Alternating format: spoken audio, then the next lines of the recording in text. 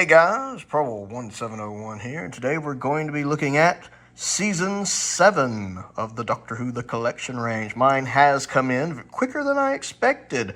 Bless you, UPS, bless you. Now, I am just getting over a really bad sinus infection. I get them a couple times a year. That's why I haven't been able to do a video about the Season 2 trailer or some of the news we've gotten recently about future animations and stuff. I've been very under the weather, just now kind of getting to where I can talk, and I thought I'd go ahead and give you my thoughts on this. And look at that artwork. That artwork is gorgeous. This is definitely my favorite Jon Pertwee front cover we've gotten so far. The background with the nesting consciousness looks great. It's a great portrait of Pertwee right there. Him holding the ball is perfect.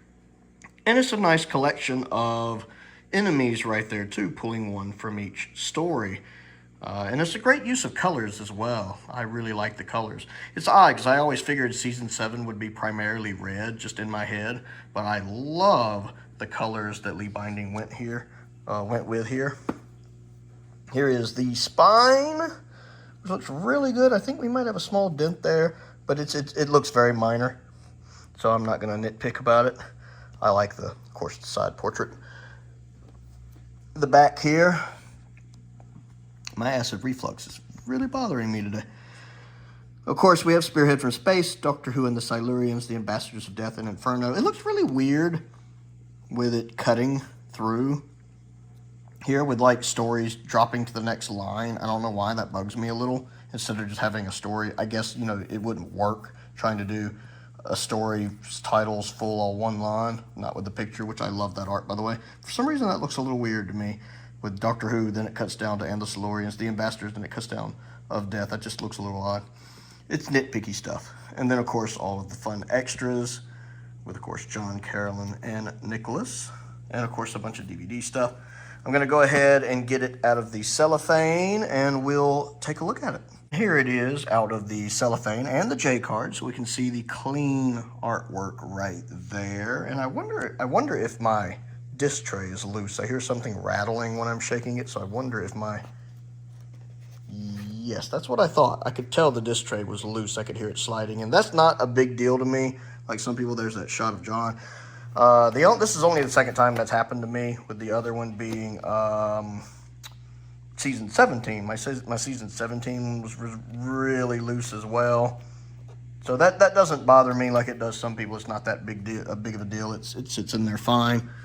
I like the disc art. I love that shot right there. This is a great first disc, to be honest. Just John right there. That's such a Jon Pertwee shot. It really is, with Carolyn right there and some autons on it. And I love the background on this. I really love the disc art this season. And then with the Silurians there with the little creature. You don't even see it much, but they put it on there. I like that. Great shot of John. I love this shot of the Silurians, especially with the eye lit up. I love that background. This is some of my favorite disc art I think we've had in a while. More recent disc art.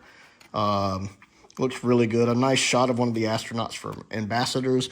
It's so odd we only have one disc from Ambassadors. Ambassadors really doesn't get a lot of bonus work on this one because I think so much went into the restoration. Rightfully so. Rightfully so. I like the fact they focus so much on the restoration work on these. I love this one. You guys know I love Inferno, one of my favorite Doctor Who stories. That is a wonderful shot right there. And then, of course, we have the Disc 2 art with the alternate brigade leader and Miss Shaw right there. That is wonderful. And then, of course, the bonus disc right there. Another wonderful shot of John doing some, some third Dr. Jon Pertwee action stuff. Of course, we have this wonderful opening shot from the beginning of Spearhead of the Doctor opening the TARDIS and falling out. And then we get that wonderful artwork right there from Doctor Who and the Silurians. Lee Binding does a great job pulling from all of the different stories. I never really care for those books. I never keep those. And you have this wonderful set right there. This is the first time I think we haven't had any autographed cards on the back, but I love that artwork right there. And of course, being the full limited edition, you get the full booklet, not the cut down booklet that you get with the standards editions with all of the fun details for the season. I'm looking forward to reading that. And then we get this nice interior shot, which I believe is from Ambassadors of Death, if I'm remembering correctly. I love the fact that Lee went with that idea of having the TARDIS console out in one of the workspaces. Like, I always pictured it might be the little work shed he has in Inferno. That way you could have had Bessie in there and everything. But I think he made a really good choice here with this lavish room right here, which almost looks like it could be a TARDIS interior if you didn't know any better. Looks really, really good. Really good.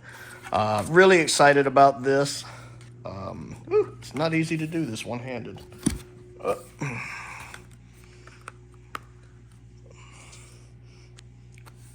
There we go. Got that closed back up. And like I said, I actually think that might be sticking in there now. I'll close it.